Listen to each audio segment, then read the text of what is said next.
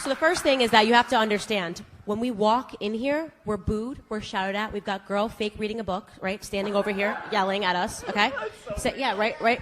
So you have to understand, it's impossible to have a conversation when all we're here is to talk about our ideas, and people are so triggered by the idea that we don't agree with them. They don't want to have a discussion. Nobody has asked me my background. I come from the exact same background as you. What you're seeing happening today, obviously we have some black people that are just shouting in the back. We have some black people that are sitting in the front quietly, that are chanting USA and having a normal conversation. I love that, because what I say every single time, and you may have seen me on the news, is that what is happening right now in the black community, you're going to hear it in this room first, there is an ideological civil war happening. Black people that are focused on their past and shouting about slavery, and black people that are focused on their futures, okay? That's really what it comes down to, okay? I can guarantee you what you're seeing happening is victim mentality versus victor mentality. And That's I promise great, by you, the way. the people here are going to win. I love that. And there's no doubt in my mind. I can tell you right now who is going to be better off. When we look 20 years, when we look at the faces in this room, who is going to be better off are the girls that are sitting right here and across this room, because they don't have your mentality. Victim mentality is not cool. I don't know why people like being oppressed. It's the weirdest thing I've ever heard. I love oppression. We're oppressed. 400 years of slavery, Jim Crow, which, by the way, none of you guys lived through. Your grandparents did, and it's embarrassing that you utilize their history. You utilize their history, and you come in here with more emotion than they ever had when they were living through it. More emotion than they ever had when they were living through it. It's embarrassing. You're not living through anything right now. You're overly privileged Americans. It's what's going on right now. Over here shouting, and I want to say some more, I'm not done. Over here shouting and booing the officers. That's a black officer in the back right there. Are you aware that there are black officers in the world? In District 11 in Chicago, where more black people In District 11 in Chicago, where more black people have been gunned down than any place in America, which I went to go visit and speak to those cops, they are all black. When you launch a war on cops, you are launching a war on black men as well. I'm so ashamed of the way you guys are acting and the fact that you love being oppressed. I don't get it, and I'm going to tell you, you're not going to ever make me think that oppression is cool. You're never going to make me think oppression is cool. Okay, I have no idea what you said, but I'm just telling you, oppression is never gonna come in. It's a poor fad. It's not cool. It's just not cool, man. Like, I will say this, I've yet to meet an Asian American that walks around talking about the internment camps, and yet you will always find a black person talking about slavery, right? It's immediately. It's immediately. So what it comes down to is the fact, exactly what you said, is they have embraced a victor mentality. They don't go around seeing themselves like victims, asking for handouts and sympathy. They get to work, and they are the hardest working people in this country, which is why they are at the top of it. That's pretty much what it comes down to. Just so we're clear, the black single motherhood rate has jumped 72% since the 1960s. Not a single person here, if you're in the realm of sanity, is going to tell me that America is a more racist country today than it was 60 years ago. So you're going to have to explain to me why black Americans are worse off today than they were 60 years ago. Why my grandfather who is still alive, was able to work himself. So the first thing is that you have to understand, when we walk in here, we're booed, we're shouted at. We've got girl fake reading a book, right? Standing over here, yelling at us, okay? So, yeah, right. So you have to understand, it's impossible to have a conversation when all we're here is to talk about our ideas, and people are so triggered by the idea that we don't agree with them. They don't want to have a discussion. Nobody has asked me my background. I come from the exact same background as you, okay? So the idea, wait, okay. Thank you for proving my point.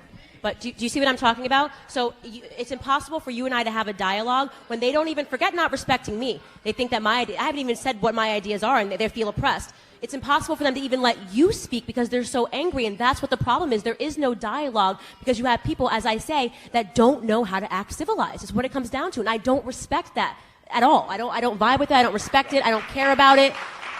It's not bullying me into thinking that this is the cool corner. Honestly, like I said, I think that you guys represent a brand of thinking oppression is cool. You think that you want to play the oppression Olympics and be the person that's, the least able to do something in this country. And at the end of the day, the person that's going to get ahead is the person that's willing to have a dialogue. That's it. I'm obviously a conservative. I didn't start as a conservative. I wasn't even a conservative 2 years ago. 2 years ago, I actually believed that Black Lives Matter was a good group. I shared their posts, and I said, this makes sense. They do. They do.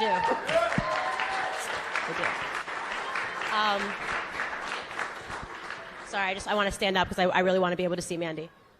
So that's where I started. That was my threshold. I grew up in a household that was largely dysfunctional. I grew up visiting my uncles in prison for various reasons. My parents are not together. They are divorced.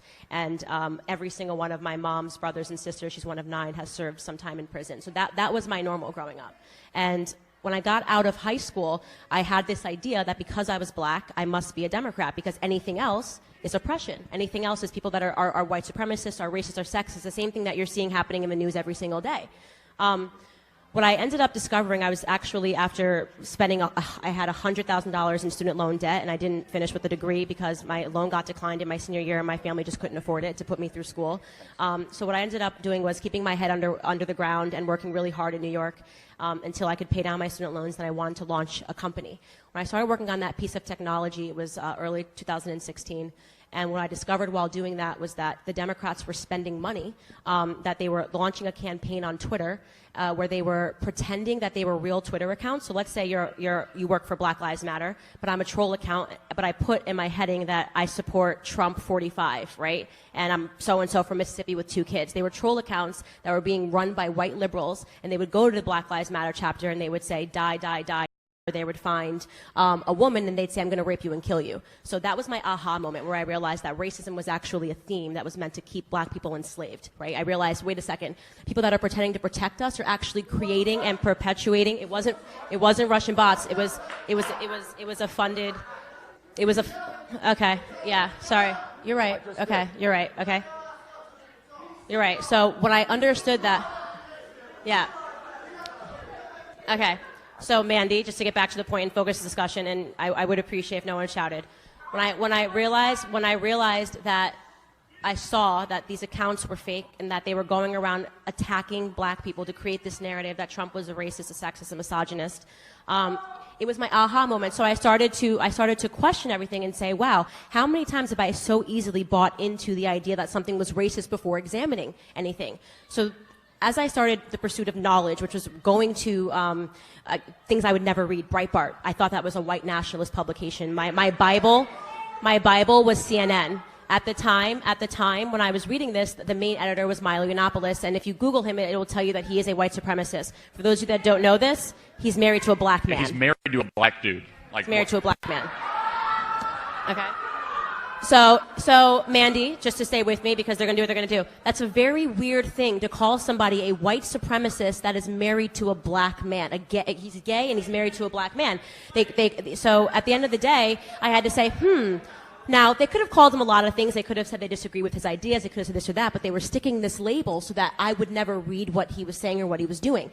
As I journeyed on and kept seeing that, I saw this everywhere, and I started to understand the publications that I once trusted, like the Washington Post and CNN, were lying about people that were just trying to come out and speak about different ideas, okay? It's the exact same thing now that Charlie Kirk's brand has grown. If you read anything about him, it tells you he's a white supremacist. I just had an article written about me yesterday. Now that you know my background and where I came up, in the environment that I came up in, calling me a white supremacist, which is it's insane to me that they would even do that. So to me, the ideas of racism and white supremacy are being used to block black people out of ideas that could potentially benefit them. Okay, and those ideas are that we do not need the government. Black people do not need the government to do anything. We keep accepting government handouts and government dependency, but at the end of the day, they're creating a narrative because they never, ever, ever want us to get off of it. So you're exactly right. Black people disproportionately commit the crimes in this country. That's a fact, and it's going to trigger this crowd over here. It's a fact. Okay, we're 13% of the population, and we're committing essentially more than the majority of the murders that are happening in this country. Okay, so at the end of the day, if the police, the black people that are in jail, whoever said 1 in 3 black people serve some prison sentence, they're not serving a prison sentence for being black. I'll tell you that much. Okay. No, you're not going into prison saying that you are spending time for being black. That is ridiculous. You have to commit a crime to serve jail time. You're right. So what we are fighting and why we come to these college campuses is that the extreme left is starting to have some major wins on campus, right? When you go around and you start calling everybody white supremacists and argue to get Turning Point chapters shut down and say that people cannot be conservatives and that somebody chanting USA is a racist, okay? We have to point that out to have a larger conversation about what's going on in this country, because the truth is, okay, when you use words like racist and sexist and misogynist over and over and over again, they lose their meaning. And that's the biggest problem that I have with it is that nobody takes black people seriously anymore when we call something racist. That's a problem. We have to start injecting a more normal conversation into college campuses to win back that conversation that we should be having. Are there racists? Absolutely. But I can't think of a single thing during Donald Trump's term in office that he's actually done that has been racist.